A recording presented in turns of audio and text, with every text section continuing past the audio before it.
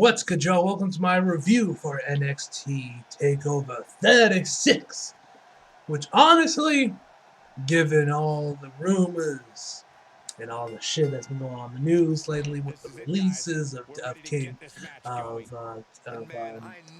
Bobby Fish, Bronson Reed. I was slipping on the man's name for some reason. And all that shit. And of course, they've been saying no more midgets, no one over the age of 30. It feels like this could be the last takeover. Or at the very least, the last takeover of this era of NXT. From like 2017 or wherever it was, 2018 to now, when NXT was at its top, was at its peak, with Johnny Gargano, Ciampa, Adam Cole, baby, Aleister Black, Andrade, all that shit. This feels like this is the end of that era with all that's going on in the news. And this, like I said, this could be the last takeover ever, honestly, if what happens this continues. But regardless of such, whether this is the last takeover or we do get War Games this year, this show was fucking amazing. Like always, Takeover came and delivered. This show fucking slapped. A lot of fantastic matches. Samoa Joe is once again world champion, which you love to see. And bro, Walter and Ilya Dragunov, fuck me, man. That match was fucking off. That was without the match of the night. If you ask me what was the match of the night, it was definitely that match. Adam Cole and, Kyle O'Reilly was great. Fantastic even. Samoa Joe and Karrion Kross was also great as well. But Ilya Dragunov and Walter, man, shit, I see the hype behind. I get the hype, man. I get the hype. I didn't watch their original match. I actually wanted to. After everyone was talking about it, I meant to around the time when we announced that we were going to get a rematch Takeover, but because of the move and everything to Humble, that got pushed back, and I ended up not watching it. But yeah, man. Also, you guys hear in the background, I got a fan running because it's kind of hot in here. But yeah, man. Without further ado, let's just jump right in, man. So to start the show off, we had Cameron Grimes turn on. Love Cameron Grimes, love the gimmick. Versus L.A. Knight. Love L.A. Knight. So this one match was awesome. This was a great way to start the show, of course, the whole thing. But this one is, if Cameron Grimes loses, then that damn Ted DiBiase becomes L.A. Knight's new butler.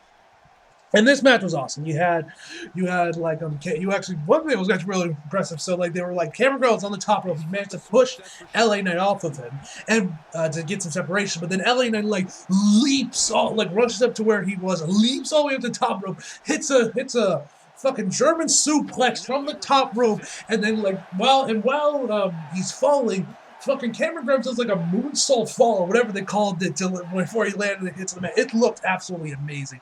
And but probably the best part of the match is that even Ted DiBiase decided to get on the action. So later on in the match, which also you also Cameron Grimes hit the $1 million dream as well, because of course. But anyway, so he hits, later on in the match, LA Knight, he's like, fuck this shit, I'm out. Grabs the $1 million championship, isn't going to go back. I'm assuming he was going to hit it and get disqualified. So his plan was, so then, of course, the ref's hey, get that away from him. He eventually manages to get out of the ring. The ref manages to get out of the way and distracts the ref long enough for Ted DiBiase to just straight up sock him. And it looks like he got a good punch on LA Knight too. Sock him. Then he takes the belt, puts it back into the ring, making the ref look away. Then he locks in the $1 million dream on LA Knight, man. I was laughing my ass off. I even tweeted out, damn, even Ted DiBiase's getting in on the action. So anyway, he puts him back in the ring. Cave in. 1, 2, 3. Absolutely fantastic match, ladies and gentlemen. And like I said before, was a great way to start off the show. So next up, we had Raquel Gonzalez versus Dakota Kai. This was another great match. I really enjoyed this match. You guys know me. I love Dakota Kai. One of my favorite women in NXT currently. Raquel Gonzalez, I also fucks with. She's great as well, but really digging her as a champion. But I was hoping that with this match that finally Dakota Kai would get the belt. But alas, she did not, and Raquel once again retained the championship. So anyway, we started this match up pretty physically with Dakota Kai just slapping Raquel Gonzalez, setting the pace immediately. So of course, you guys going at it. You had like a Dakota hit like I believe they called like a Yakuza kit or a Yakuza kit.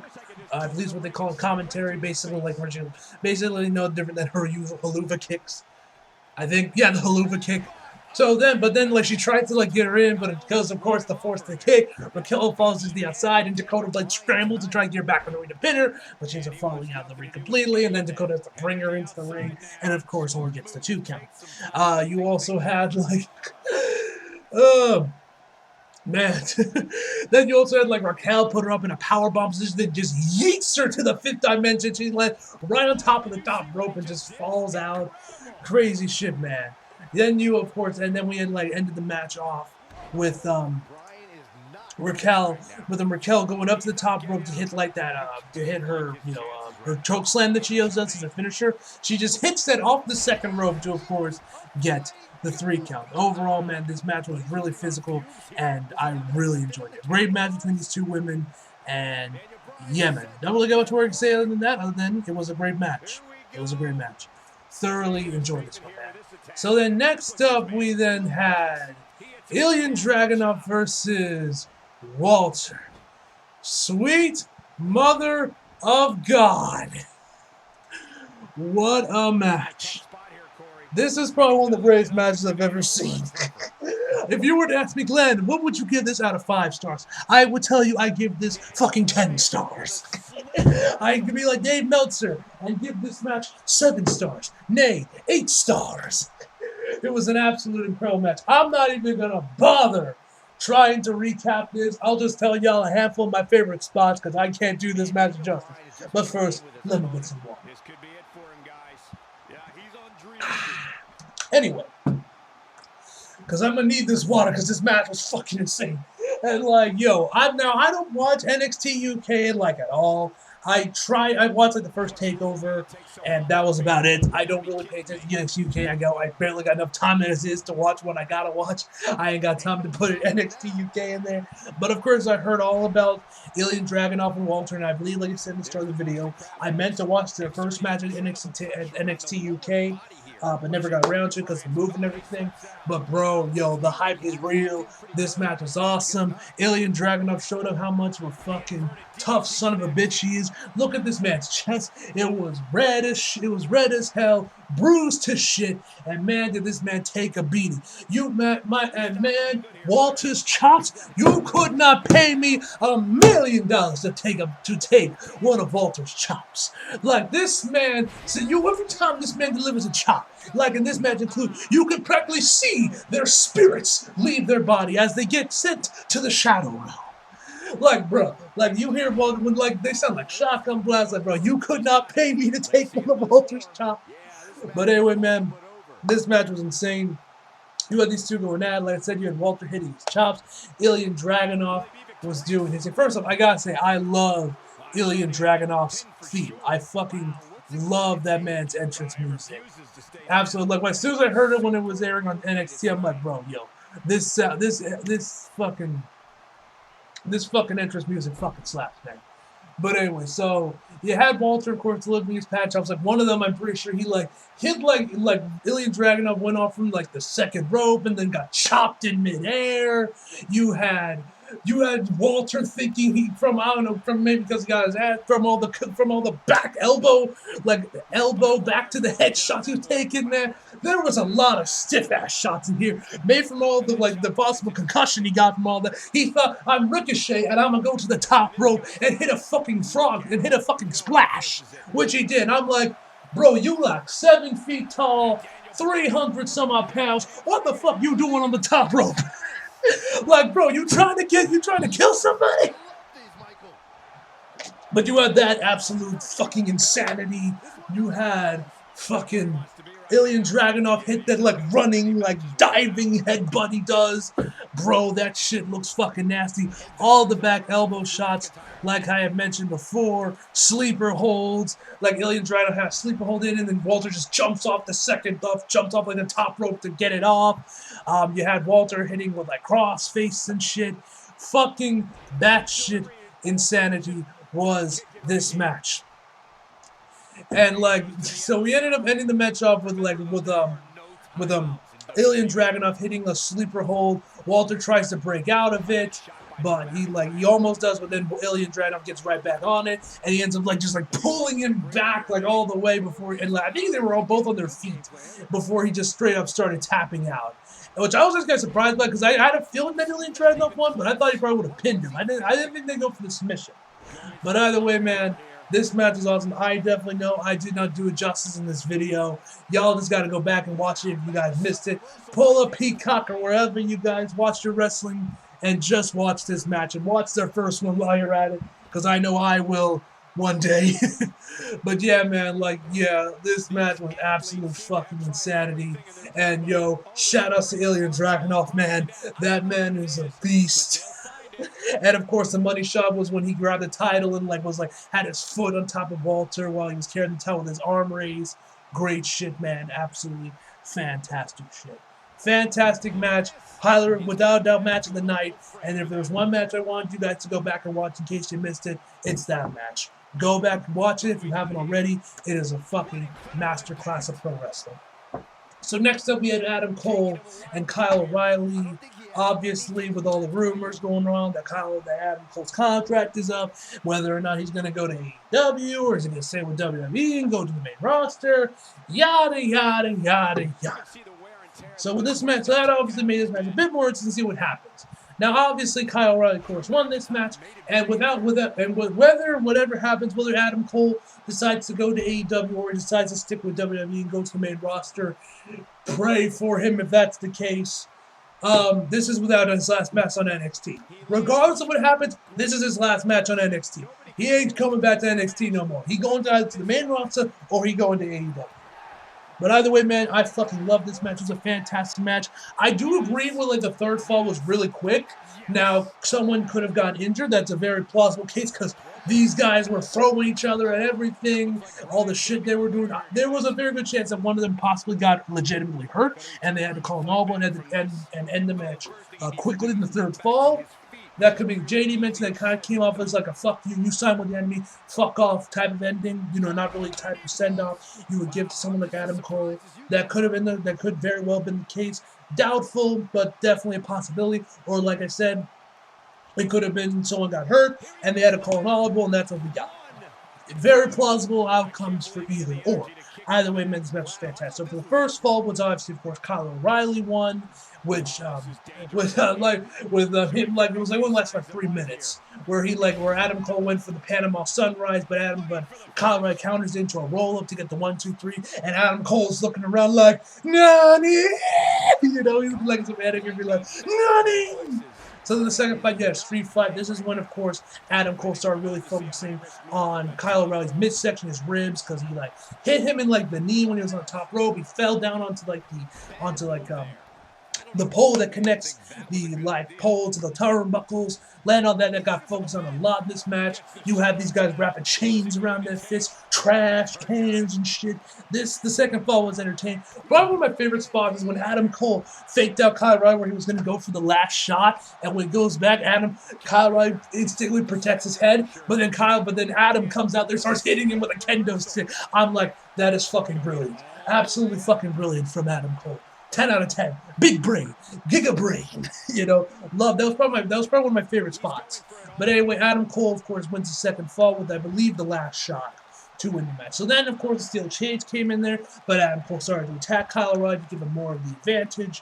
And I think Eli had before, and then he brought back in there. The steel cage closed. They went at it. Adam Cole brought some handcuffs. Cuffed Kyle O'Reilly to the top rope, but Kyle O'Reilly manages to counter one of his attacks into a heel hook, and Adam Cole quickly taps out. Which I too agree that this third fall ended really quickly. I think I was looking at my phone for a hot second for maybe looking at Twitter. I think I might have been tweeting something, or maybe I was checking my Instagram. I don't know what I was doing. I think I was on my phone though, and then when I looked up, the bell rung. I was like, wait, what the fuck? I only looked at my phone for 10 seconds, No, so yeah, I definitely agree the match ended when you, of course, have people chanting the bullshit, or we want go to AEW or something like that. So yeah. I guess we'll find out in the coming days whether or not anyone of them got hurt, if this was a planned finish, they call it not audible. Whatever the case may be, it was still a very good match, an amazing match. It was probably my second favorite match on the card, but yeah. But definitely the ending kind of hurt it, I would say. So then we had the main event, which was Karrion Kross, but there was no Scarlett coming in doing his entrance. Don't know why. Some people were saying that she didn't get cleared. I don't know what. I don't know if she caught something. Did she get the CV? Precautions? Was like, did she catch whatever Sasha Banks caught? You know what I don't know what happened with that. With why Scarlett Bordeaux wasn't there. But she wasn't when Karrion Kross married. Of course, we had the crowd chanting, "We want Scarlett! We want Scarlett!" And of course, we had Samoa Joe make his entrance. Joe is, of course, is your new NXT champion, which, like I said, very happy to see him finally win a world title because I wasn't watching NXT when his original run was there. So this is really the first time I've seen him when Samoa Joe win a world title in WWE, and I was extremely happy for him. It looks like his first pro is going to be with Pete Dunne, which should be very good. However, I would say this match was a bit disappointing. It was still a very good match, a great match, I would say. I really did enjoy it, but it wasn't as physical as it should have been. Now, that could have also come from the ring rust of Joe. He hasn't been in a ring for like a year, but maybe it could have just been a clash of styles. These two just didn't really mix with each other.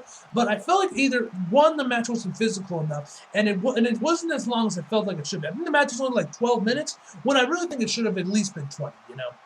But besides that, we still got a really good match. What we got, of course, Joe did a suicide dive, which you couldn't, with Walter's chops, you couldn't pay me to take that, to take a suicide dive from Samoa Joe. You had Karrion Kross locking his cross jacket, and Joe looked like he straight went to sleep, and blood was blood drool or whatever was dripping down his mouth, and then Joe was like, oh shit, he woke up and the man to get out of it. But anyway, Joe hits the muscle buster, I believe that's what it's called, from the second rope, and to, of course, win the match. And yeah, man, Joe, like I said before, is your new NXT champion, and I couldn't be happy for Joe. Obviously, Karrion Kross is going to the main roster. God help us all. And yeah, man, I'm looking forward to seeing what they do with Joe in the championship. I'm curious to see what they're going to do with NXT, because apparently, after I watched JD's review, they're apparently going to be revamping the whole thing. New logo, new theme, new look, new lights, everything. I don't know what they're going to do, what Nick Khan and Vince and whoever are going to do to NXT. I don't know if they're going to go back. I doubt they're going to go back to its original roots with the glorified reality TV show with the pros and shit. I don't know what they're going to do to NXT, man. But all I know is that this most likely will be the end of NXT as we know. This takeover marks the end of NXT as we know. And hey, if that is indeed the case, it was a great run, man. NXT was phenomenal. Thank you to Triple H, man, for all you did with NXT when I was watching it back in 2018. Thank you for reminding me why I love professional wrestling. NXT gave me some of my favorite matches of all time. Johnny Gargano and Adam Cole. Johnny Gargano versus Aleister Black. You know, Adam Cole, Ricochet, the War Raiders, man. So many great memories from NXT. And if this is the end, it was a great run if you ask me, man. But we'll have to wait and see what's next in store with NXT. God help us all. But we'll find out. But we'll figure all that out on Tuesday. Oh boy, Tuesday's gonna be interesting. NXT's gonna be interesting this week. But yeah. Anyway, guys, overall, I'm gonna give NXT Takeover 36 a 10 out of fucking 10, ladies and gentlemen. Another fantastic takeover, as usual, guys. Definitely a lot better than SummerSlam this year. And yeah, man, leave your thoughts down below in the comments. What you guys thought of Takeover 36 this year? Did you love it? Did you hate it? What was your match tonight? Was it Ilya Dragunov and Walter, or did you think some of the other matches were better? Leave it all down below in the comments, guys. And anyway, hope you guys enjoyed the video. Like if you did, subscribe if you're new. Follow me on Instagram and Twitter if you feel like it. Links down in the description box below. And as always, come back for more. See you guys next time.